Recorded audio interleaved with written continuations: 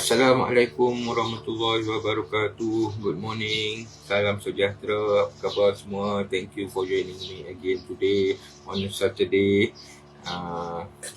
Allahumma inni as'aluka ilman nafi'an wa rizqan thayyiban wa amalan mutaqabbalan. Okay, sebelum I continue ni dekat bawah tu ada, dekat bawah screen ni ada I share satu link, featured link. So this featured link is that ialah link untuk kalau tuan-puan semua selalu ikut saya sebelum ni, you notice that selalunya kami pergi berniaga kat mana-mana, kat pasar pagi ke, pasar tani ke, grow market ke. Grow market kami sampai sekarang kami berniaga sebulan sekali dekat Auto City Juru. Setiap kali kami pergi berniaga tu, sistem kami ialah bayar seikhlas hati. Kami tak letak harga. Kalau kami bawa sayur ke, anak pokok ke, seeds ke, biji benih, semua tu, we never fix any price. So whatever you want to sincerely pay me, we all accept dengan sepenuh kesyukuran. So jadi macam tu jugalah my sharing ni. Walaupun despite of all my effort ni, I buat macam-macam preparation notes lah, and then I susun subject tu ikut daripada mula sampai from the very basic hingga pelan-pelan kita naik level kita tu lah.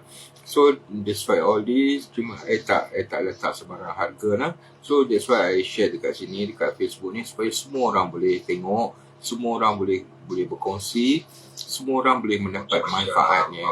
So I want to share this with seramai orang yang boleh. Itu keluar double lah.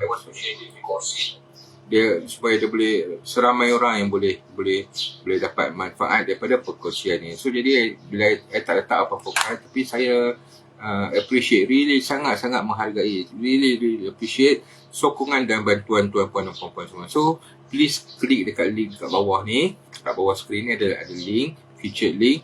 Please klik kat sana, dan ada cara-cara untuk tuan-puan semua boleh menyokong kami, sama ada through our Lazada, Shopee, ataupun through QR code, Touch and Go, apa-apa saja boleh untuk membantu effort kami, membantu kami juga, saya sekeluarga and the 3Qs . Okay, so kita sambung terus . Semalam kita cerita sikit pasal plan family lah. Plan family di mana kepentingan memang sangat penting lah untuk kita mengetahui bahawa all plants in the horticulture world ni semuanya belongs to a certain family . Semuanya mesti ada family dia yang tersendiri, daripada sekecil-kecil tumbuhan, sehalus-halus tumbuhan, hinggalah sebesar-besar pokok balak ke, pokok cengai ke apa, semua tu ada family dia yang tersendiri. Jadi penting untuk kita mengetahui family setiap tumbuhan-tumbuhan, setiap tanaman-tanaman yang ada dalam dunia ni, supaya kita boleh senang kita nak manage dia. So in terms of gardening, edible plants, sayuran, pokok dan juga buah-buahan, kepentingan dia untuk kita mengetahui plant family ni supaya kita boleh manage kita punya crop tu, so that kita tahu the most important thing is kita tahu yang dengan knowledge plant family ni, kita tahu bahawa tanaman yang daripada family yang sama, kita tak boleh dia tanam dia sekali, kerana beberapa masalah-masalah yang akan timbul jika kita grow the same family together, berdekatan, seperti yang tu saya dah cerita dah semalam. In case you miss it, ada recording dia dekat dalam page ni juga, boleh scroll kat bawah sikit. Okay, so hari ni kita continue sikit. So that is yesterday tu is the first part, the introduction to pest control, pest and disease control. So hari ni kita sambungkan the rest of ini berkenaan dengan pest control. So today I'm going to share you some 10 lebih cara lah. I think berbelas cara ni, ada berbelas cara untuk cara I sendiri guna untuk control pest and disease dekat my own garden here. Dan benda-benda ni semua juga saya gunakan sendiri dekat kebun suatu masa dahulu, tak berapa lama dahulu, masa tengah sihat tadi.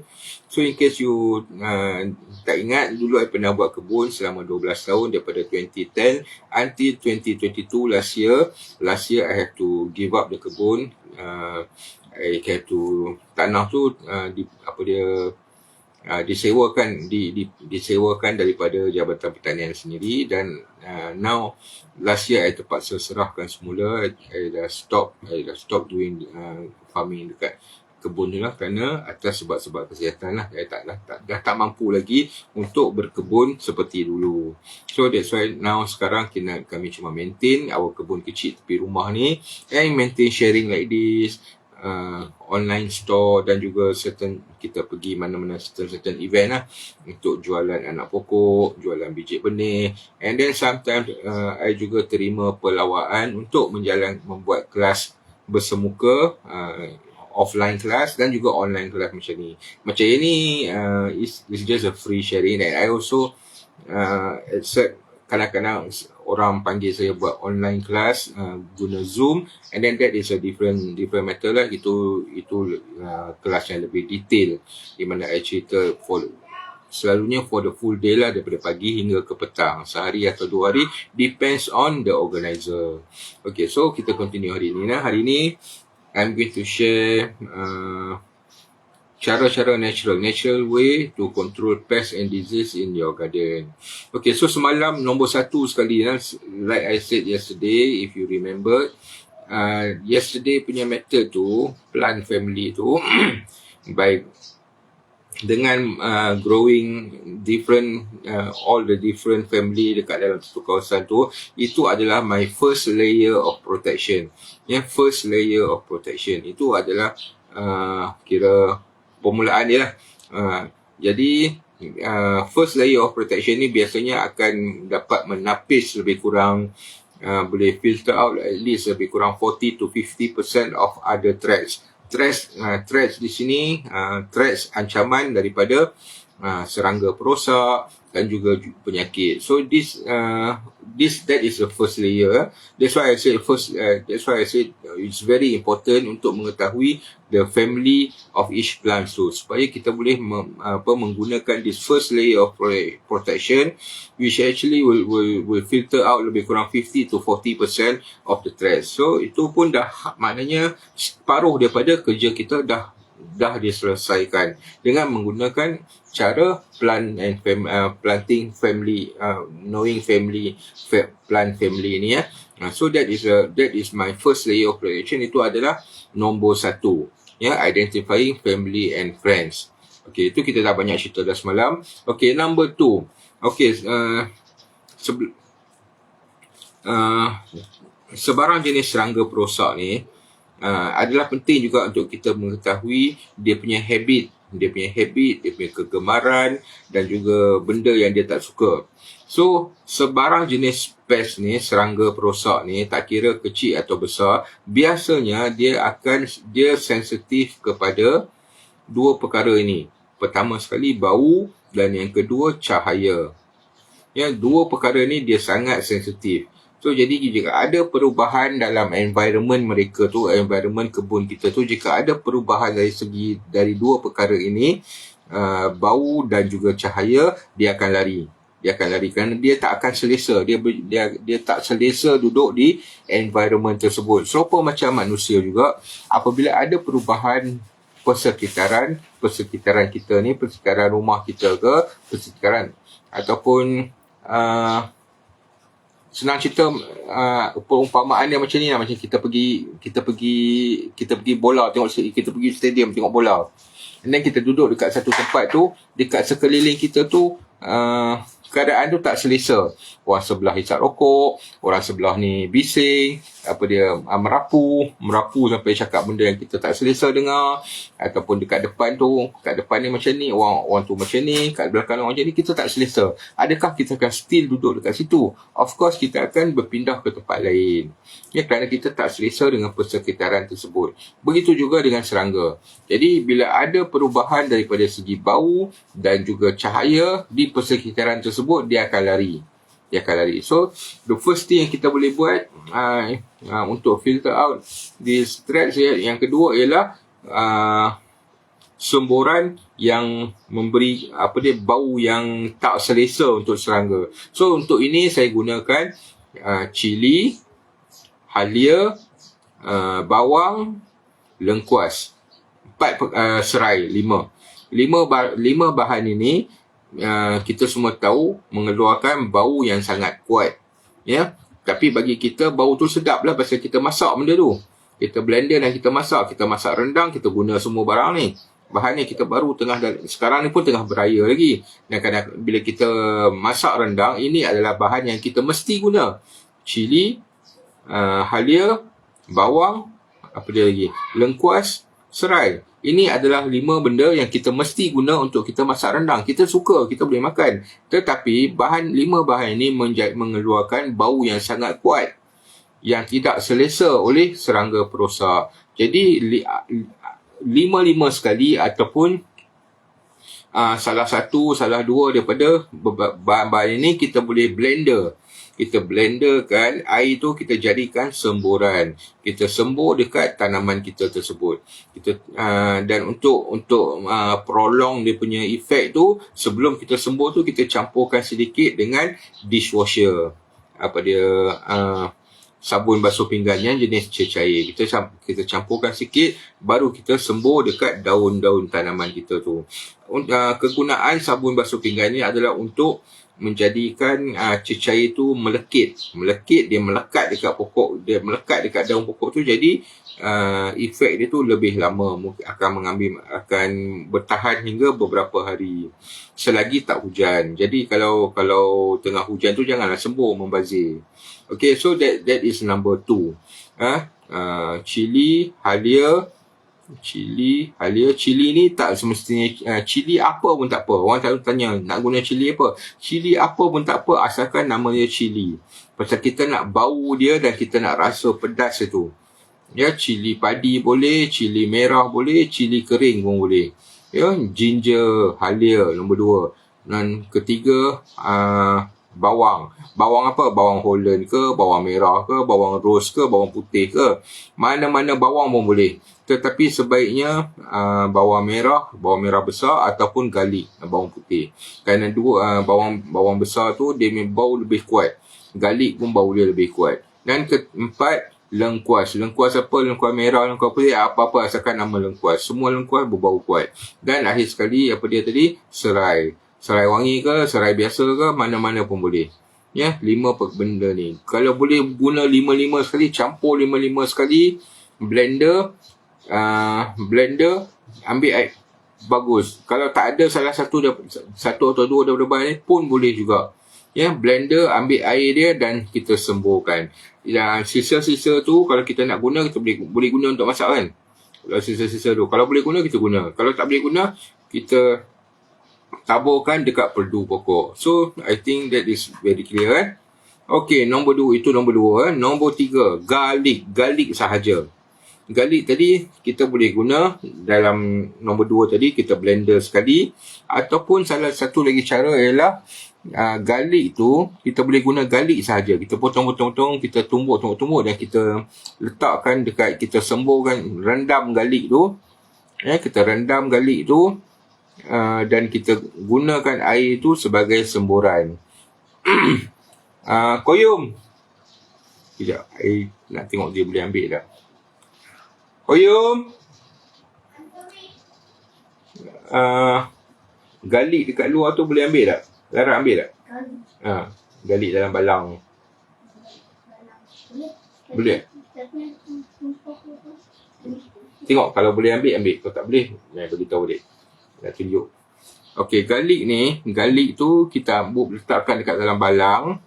Kita campur air, bubuk air sampai tenggelam dan kita peram dia selama lebih kurang 2 minggu macam tu. Lagi lama lagi bagus. Berbulan-bulan pun tak apa, setahun pun tak apa. Dan kemudian bila kita perlu, kita ambil air tu, air rendaman tu, kita campurkan dalam kadar 1/2 dan kita spray dekat pokok kita tu. campur sebaiknya kita campur juga dengan sabun cuci pinggan tersebut untuk bagi cecair itu melekat dekat daun tanaman tu. So itu garlic. Ataupun lagi satu cara untuk kita menggunakan garlic ialah ulas garlic tu, kita buang kulit dia, buang kulit pun boleh, tak buang pun tak apa.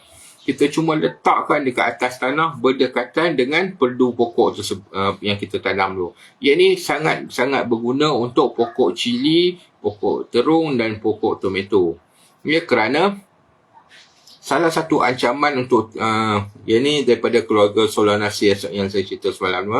Salah satu ancaman yang paling besar untuk keluarga Solanaceae ni iaitu terdiri daripada cili, terung dan tomato.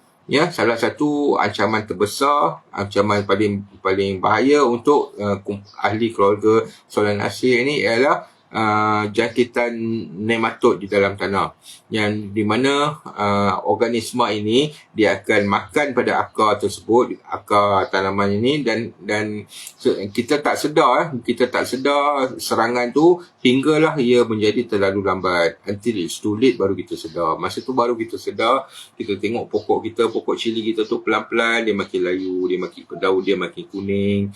Kita dah bubuh baja, kita dah siram, dia kesan dia tak boleh berat kan? Okay, tak apa. Next time, insyaAllah nanti I can show you the pictures of peraman garlic yang kami ada ni. Okay, dia orang nak bawa balang tu memang agak besar, berat nak bawa.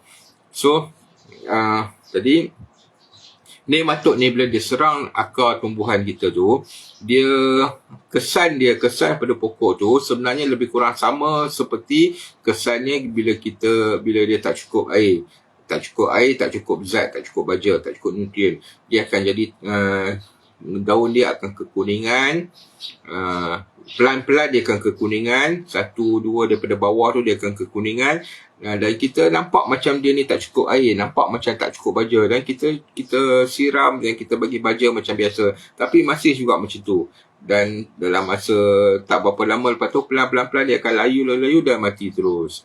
Bila kita cabut tu, kita nampak akar dia semua tu dah bersimpul-simpul, dah jadi halus, dah ada kesan serangan pada akar tersebut. Jadi kita cuma akan tahu when it's too late. Jadi cara untuk mengelakkannya ialah bila kita tanam cabai terung atau tomato ni, ambil garlic ni, beberapa 2-3 ulas garlic ni, kita letak terus dekat tanah tu, dekat sekeliling perdu pokok tersebut. Jadi garlic ni dia akan mengeluarkan macam sejenis, dia akan keluarkan cecair dia tu yang meresap ke dalam tanah. Dia akan mengakibatkan nematod tu dia lari, dia tak akan berani serang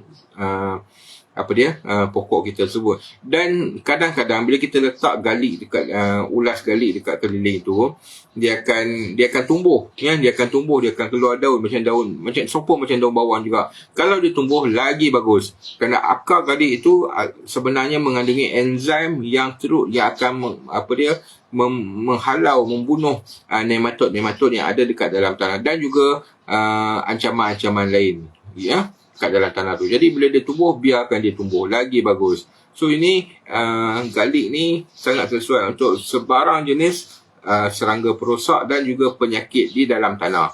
Okey, itu garlic. Nombor 3. Nombor 4,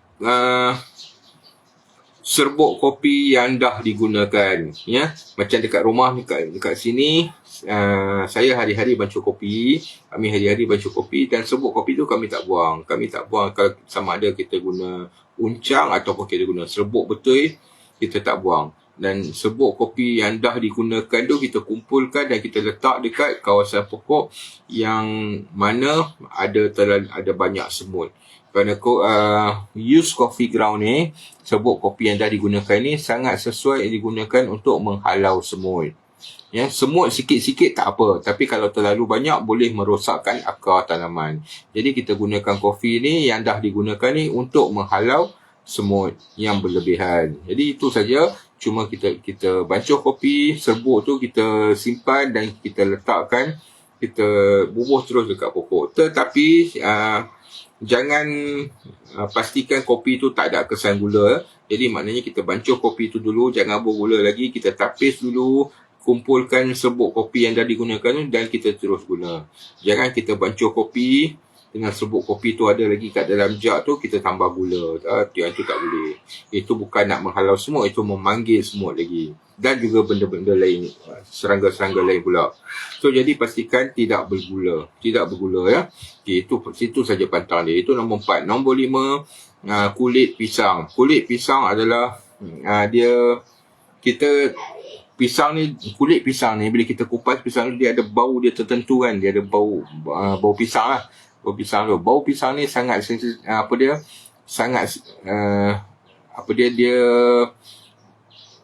aphid dia sangat sensitif dengan bau pisang ni. Jadi kita boleh gunakan pisang ni untuk menghalau aphid. Jadi kalau mana-mana pokok kita yang ada kesan putih-putih atau baru nak jadi, kita kupas pisang ataupun kita makan pisang, kulit tu kita simpan dan kita letak dekat bawah, dekat tanah tu. Ya, bagi bau banyak-banyak pun tak apa. Jadi pisang tu nanti sambil dia nak mereput, dia akan mengeluarkan bau yang boleh menghalau aphid tu. Bila dia mereput, dia akan jadi bahan organik kepada tanah kita tersebut. Tapi yang ni hanya sesuai kalau untuk keadaan bila aphid tu baru menyerang.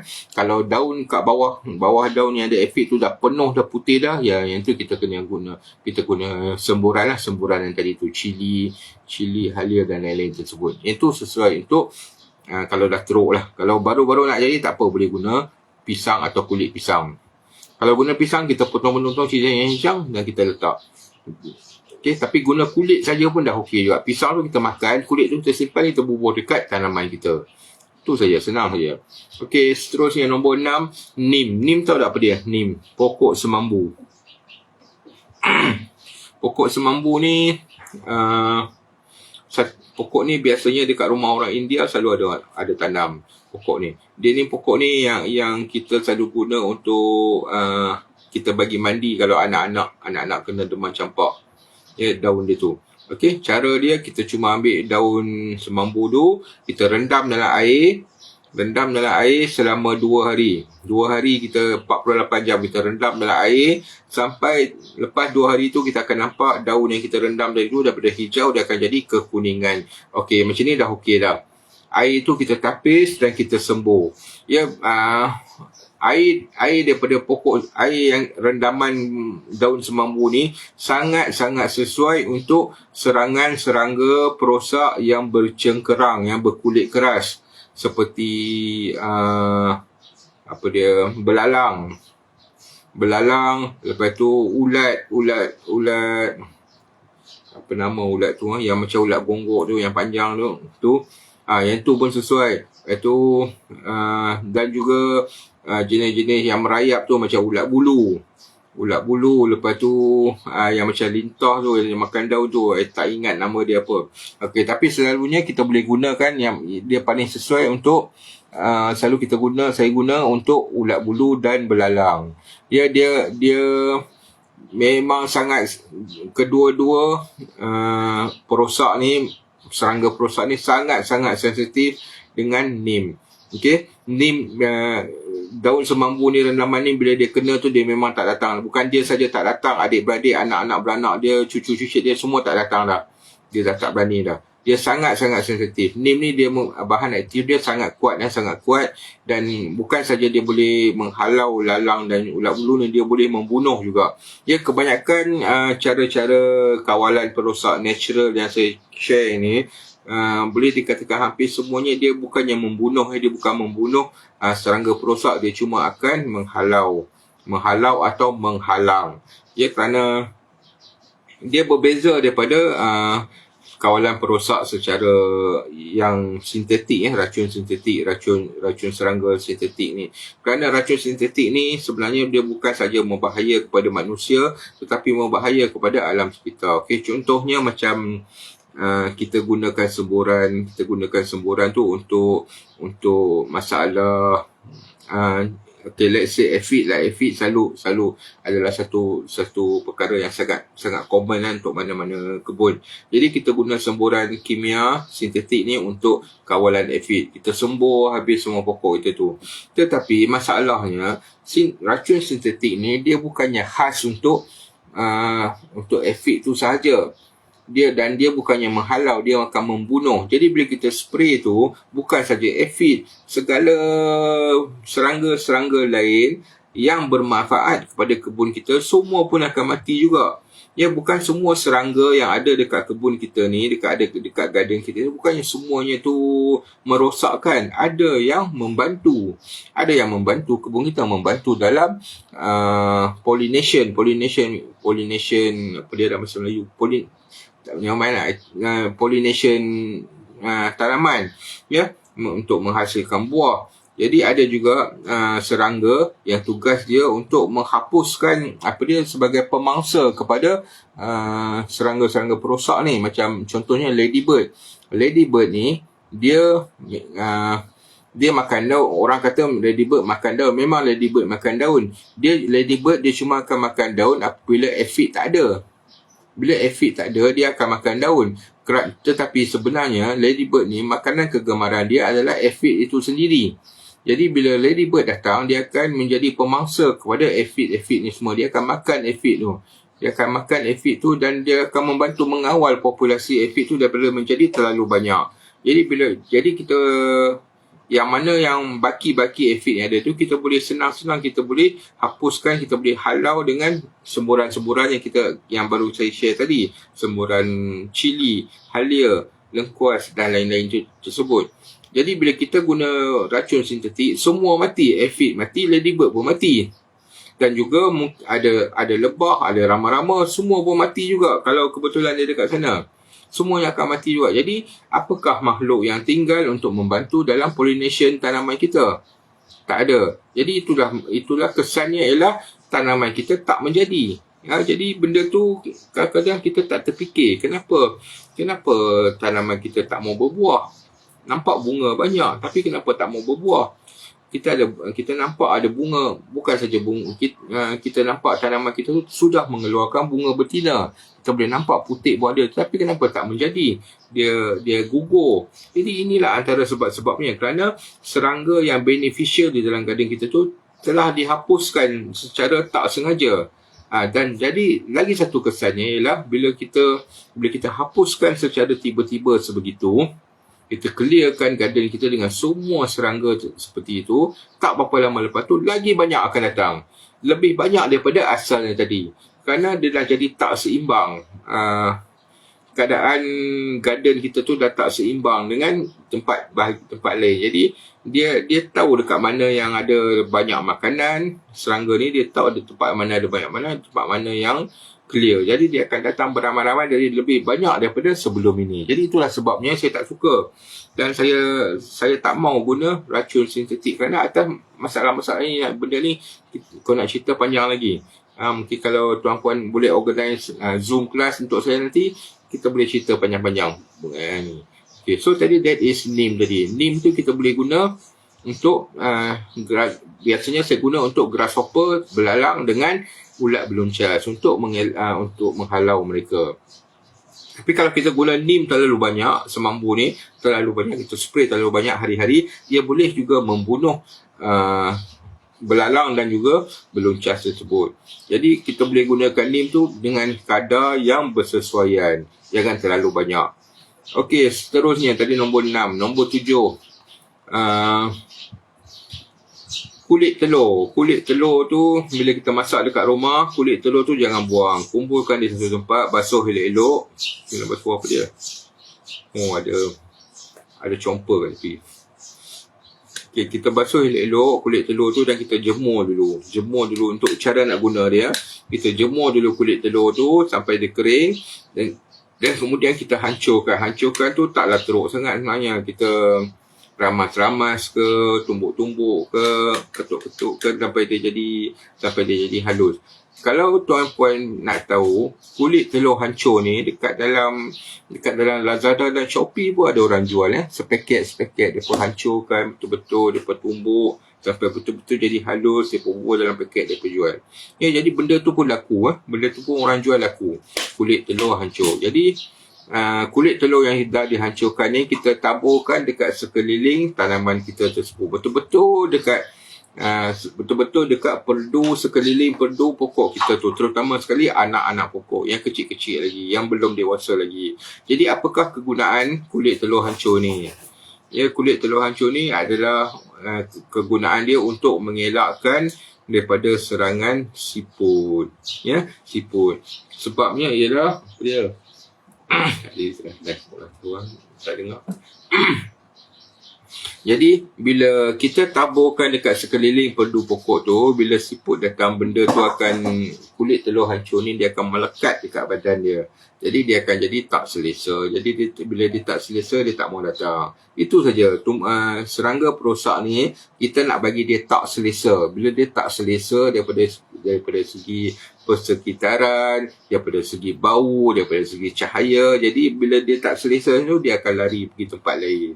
Itu je konsep dia dengan kawalan perosak secara natural, secara organik ni. So itu siput tadi, kulit telur hancur. Okay, selain daripada kulit telur hancur ni, kita boleh juga untuk siput ni kita boleh juga gunakan pasir halus. Kita sama juga konsep dia, kita taburkan dekat sekeliling tanaman kita ni. Ini lebih sesuai kita gunakan untuk tanaman kita yang kecil-kecil lagi, yang baru nak naik, yang belum remaja pun lagi, dia kecil-kecil lagi, lebih kurang besar-besar ni. Kerana tanaman kita yang lebih kurang besar-besar ni, yang ni yang paling sedap untuk siput. Yang ni lah yang paling siput suka. Kalau pokok kita tu dah besar, dah remaja ke apa ke, dah lebih kurang tinggi 2-3 kaki macam tu, tak payah dah. Siput tak minat. Siput dia tak minat dengan tanaman kita yang dah besar-besar macam tu. Okey. Okey, so tadi untuk siput. Tadi ada satu lagi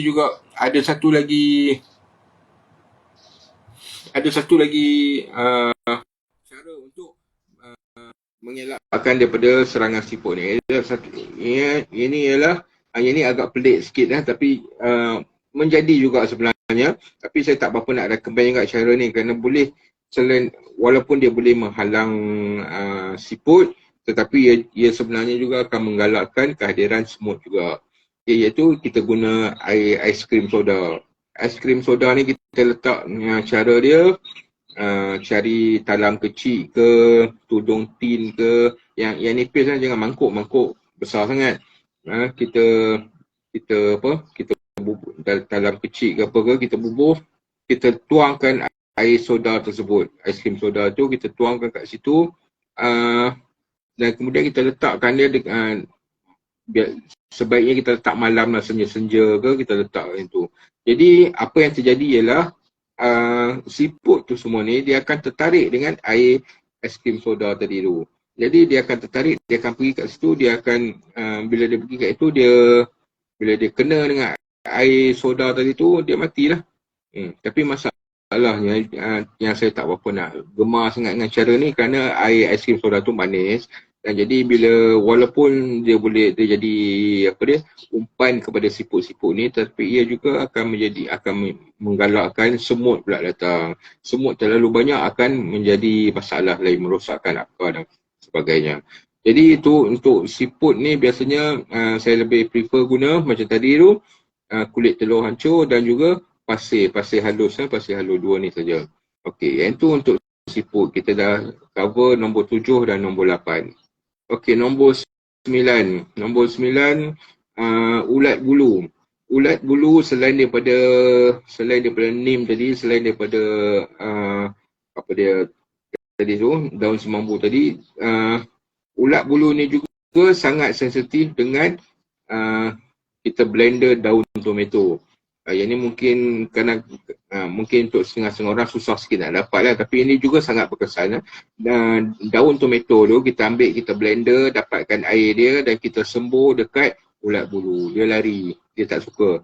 Dia tak selesa. Tak tahulah sebab apa, tapi memang itu dia tak selesa dengan air daripada daun tomato ni. Okey, selain daripada itu, okey, itu nombor 9. Okey, nombor 10, 11 dan 12. Kita buat 3 ni sekali. Ini untuk serangga perosak secara general. Kebanyakannya boleh guna cara ni, iaitu daun bunga kekwa, chrysanthemum. Chrysanthemum ini saya rasa agak senang nak carinya. Daun chrysanthemum banyak orang jual. Kalau pergi market selalunya ada orang jual. Ada orang jual apa dia, bunga kekwa, bunga chrysanthemum ni. Daun itu kita ambil, so juga macam daun tomato tadi, kita blender, dapatkan air dia dan kita spray dekat tanaman kita. Spray kat tanaman kita dan ataupun kalau ada nampak ulat bulu tu secara fizikal, kita spray terus dekat dia. Ataupun dekat mana-mana serangga lain. Daun chrysanthemum ni boleh guna secara general untuk kebanyakan jenis serangga-serangga yang kecil. Okay. Dan seterusnya kulit buah-buahan citrus. Kulit oren, kulit limau, kulit lemon, jangan buang, simpan, rendamkan dalam air dan air itu kita semburkan dekat pokok. Ini akan mengelakkan kebanyakan jenis serangga perosak, terutama sekali yang halus-halus. Sebabnya ialah bau dia yang kuat. Ya, bau dia yang kuat. Seterusnya daun tembakau, ya. Tembakau yang orang buat rokok daun tu, yang orang gulung buat rokok daun tu, serupa juga kita rendamkan tembakau tersebut selama 1 hari sampai air tu jadi, saya tak pernah guna ni, rasanya air tu dia akan jadi gelap kot. Tapi air itu pun kita semburkan dekat pokok. Okay, please note ya, kalau kita semburkan cecair peraman kita, apa-apa jenis cecair serangga perosak ni, apa-apa jenis cecair yang kita nak sembur dekat tanaman kita, kita mesti kena tetapi sebaik-baiknya, good practice is kita campurkan dulu dengan sabun basuh pinggan jenis cecair, glow ke sunlight ke, kita campurkan dulu baru kita sembur. Ini tujuan dia untuk bagi dia melekit dan melekat dekat daun pokok tu. Jadi dia tahan lebih lama. Kalau kita tak bubuh cecair basuh pinggan ni, kita spray pagi, tengah hari dia kering, habis, dah tak ada apa dah. Tak ada kesan apa dah. Okay, so untuk nak bagi prolong dia punya efek tu, kita campurkan dengan cecair basuh pinggan tadi. Okay, so tu tadi nombor 10, 11, 12 tu, daun chrysanthemum, kulit pokok citrus dan juga tembakau. Kita rendamkan, dapat air dia tu, kita spray. Okay, itu. Dan seterusnya nombor 13, vegetable oil and baking soda. Baking soda tahu kan? I think baking soda pun senang nak dapat, kat mana-mana boleh cari. Okay, baking soda tu kita campurkan dengan air dan kita campurkan dengan minyak sayuran sikit, minyak kelapa ke, minyak apa-apalah, minyak masak ke, kita campurkan sikit dan kemudian kita semburkan ke pokok juga. Yang ini khas untuk aphid dan juga serangga-serangga halus-halus yang hitam-hitam tu, ke leaf miner ke, yang ni sesuai untuk mereka. Baking soda, air, campur baking soda, air dan juga minyak masak. Ya, banyak mana kita nak guna baking soda tu, agak-agak dia tak ada exact punya measurement lah. Ini kita agak-agak lah setengah sudu kecil ke, I don't know, lebih kurang lah agak-agak. Asalkan dia efek kemasaman dia tu, acidic dia tu tak hilang lah. Jadi kita spray terus. Ini untuk serangga yang kecil-kecil, yang halus-halus. Okey, seterusnya nombor 14, bunga cengkeh. Tahu bunga cengkeh? Bunga cengkeh, serupa kita rendam juga dekat dalam air dan kemudian kita semburkan kepada pokok. Ini bau dia kuat, jadi sebarang jenis serangga perosak yang kecil-kecil, yang halus, dia akan lari kerana sensitif pada bau. Dan kemudian Vitagen, susu cultured milk lah. Cultured milk, tak kisah Vitagen ke, Yakult ke, apa-apa sahaja. Campurkan dengan air sikit, lebih kurang pada kadar 1:10. Contohnya, 1 cultured milk, 10 air. Lebih kurang kalau contohnya macam kalau kita guna 1 ml cultured milk, air 10 ml. 10 ml cultured milk, 100 ml air. Campurkan dan sembur kepada tanaman pokok. Ini untuk aphid juga dan juga aphid dan juga ada yang leaf miner. Lepas tu ada satu lagi serangga yang hitam-hitam kecil-kecil halus-halus dekat permukaan daun. Bila dia ada tu, kita akan nampak daun pokok kita tu dia akan jadi ada tompok-tompok putih. Saya tak ingat nama dia apa. Okay, so that is, dan akhir sekali untuk terlupa patutnya ini cerita tadi ni, untuk siput ni lagi satu, siput juga sangat satu cara untuk menghalau siput ialah menggunakan garam kasar. Tapi garam kasar ni jangan letak dekat perdu pokok. Letak kat perdu pokok bukan saja siput dengan pokok-pokoknya mati. Jadi garam kasar ni kita letak dekat sempadan lalu. Kalau kita tahu laluan siput tu dekat mana, kita bubur dekat sempadan dia tu. Jadi bila dia sampai dekat garam kasar tu, dia kena garam kasar tu, dia mati. Okay, so that is all. Saya dah share berapa, 15-16 macam tu So, okay, macam saya kata tadi, secara basicnya, apa-apa kawalan perosak yang menggunakan cecair, yang menggunakan semburan, kita mesti campurkan dengan sabun dahulu untuk prolong dia punya efek dia tu, untuk memanjangkan efek dia tu. Jadi bila dia akan jadi melekit, cecair itu akan melekit dan cecair itu akan melekat dekat permukaan daun tu dan akan bertahan lebih lama selagi tak hujan lah. Bila hujan tu dia akan hilang lah. And then satu tadi, ingat macam saya kata tadi, serangga perosak ni dia sensitif kepada bau, dia sensitif kepada cahaya. Apakah maksudnya sensitif kepada cahaya? Ya, kalau tuan-puan perasan, kadang-kadang kalau tuan-puan perasan nampak dekat kebun-kebun, ataupun siapa sini pernah pergi Cameron Highland, of course semua ramai yang pernah pergi kan, I think mungkin semua dah pernah pergi kan. Kalau tuan-puan perasan, kalau lalu dekat kebun-kebun, tepi-tepi, kalau pergi Cameron Highland, lalu kat kebun-kebun tu nampaklah orang bubuh plastik kuning ataupun orang bubuh plastik sheet dekat permukaan tanah. Okey, yang ni semua adalah kawalan perosak untuk dia menggunakan faktor cahaya. Bila dia bergantungkan plastik kuning tu, plastik kuning tu dia bukannya sebarang plastik kuning, bukannya kita boleh saja sonok-sonok nampak plastik kuning kat rumah kita lekat dekat pokok dia akan ni. Dia bukannya dia ada shade, dia punya kuning dia tu, dia punya shade of yellow dia tu, bukannya simply yellow terus lah.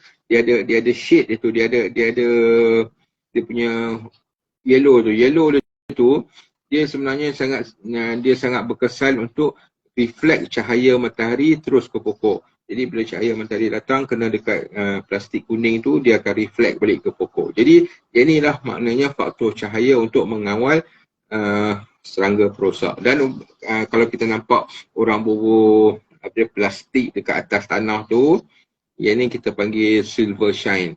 Plastik tu dia bukannya, kalau kita tengok orang jual, kalau orang kita tengok dekat kebun plastik yang atas tanah tu, tak adalah kita nampak plastik color merah ke, color coklat ke, color macam-macam lah, color merah, color kuning ke apa, tak adanya.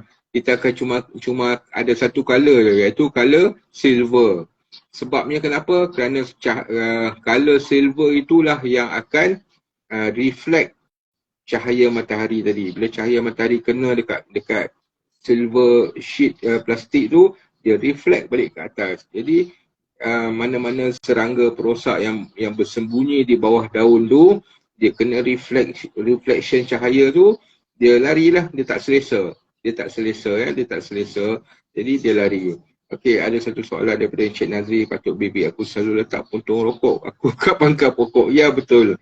Iaitu salah satu cara kawalan perosak. Jadi sebenarnya kawalan perosak ni, kalau kita ikut-ikutkan, ada banyak cara sebenarnya. Daripada kadang-kadang benda tu kita ikut daripada zaman mak bapak, tok nenek kita nampak dia orang buat, kita pun ikut tanpa kita mengetahui sebab sebenarnya. Macam Tuan Nazri tadi, dia kata dia nampak bibi dia bubuh puntung rokok dekat pangkal pokok. Jadi mungkin bibi dia pun dapat tu daripada mak bapak tok nenek dia, dapat orang bubuh tembakau dekat pokok. Jadi benda tu dia membawa terus sampai sekarang tanpa. Jadi inilah sebabnya. Memang tobacco tu adalah sesuai untuk sebagai salah satu daripada cara mengawal serangga perosak. General pest ada ni, general pest macam-macam jenis serangga dia boleh guna lah. So jadi I think that is all for today. Kalau ada apa-apa soalan, terus saja tanya, jangan segan-segan. Ya, insyaAllah saya akan tolong jawab. Dan yang ni saya share saya punya phone number in case kalau tuan-puan nak tanya soalan terus dengan saya secara direct. Okay, please hold on. Okay. So sorry ni benda ni dia.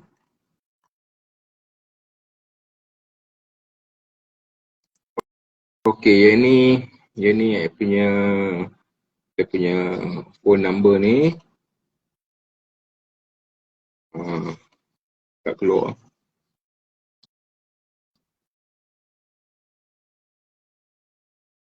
Keluar tak?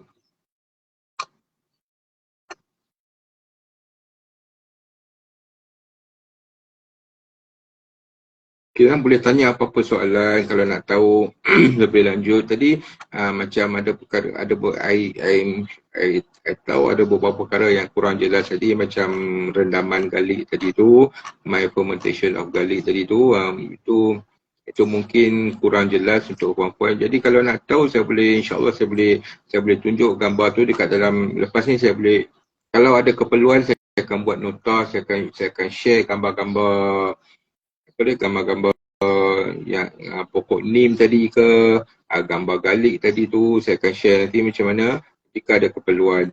Ni saya baru postkan saya baru letak kat dalam komen, saya punya link untuk WhatsApp. Jadi boleh terus WhatsApp saya dekat salah satu daripada nombor ni, mana-mana pun boleh. InsyaAllah saya akan jawab secepat yang mungkin. Dan kalau beritahulah kalau perlukan saya buat nota, saya bagi gambar ke apa ke, jadi insyaAllah saya akan penuhi. Dan satu lagi, yang ni jika nak tengok apa dia rakaman sharing saya yang sebelum ni, yang daripada sebelum puasa lagi, daripada tahun lepas lagi, bulan-bulan dulu lagi, boleh tengok dekat dalam my YouTube channel ni, YouTube @Khadijah Natural Farm ni, boleh tengok dekat sini rakaman-rakaman yang dahulu-dahulu. Okay, I think so that is all for today. Terima kasih banyak-banyak. Esok izinkan saya nak berehat sehari dengan anak-anak dan nak tengok hal-hal kat kebun. Dan insyaAllah kita akan jumpa balik on Monday. Okay, so please support me, please support us, the 3Q's Garden at Khadijah Natural Farm. Dan through Lazada ke, my Shopee ke, boleh tengok dekat link yang ada kat ini. Saya bagi lagi sekali lah, just in case you miss it.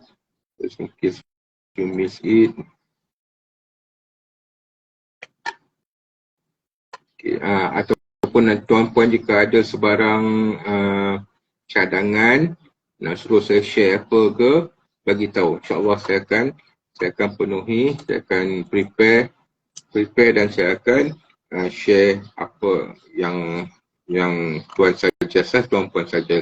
Okay, terima kasih banyak-banyak kerana menyertai saya hari ini. Kita jumpa lagi on Monday. Nanti saya bagi tahulah saya akan update lah apa topik dia untuk Monday nanti. So thank you so much. Happy weekend, happy holiday. Jumpa lagi on Monday. Assalamualaikum warahmatullahi. Thank you so much. Bye bye.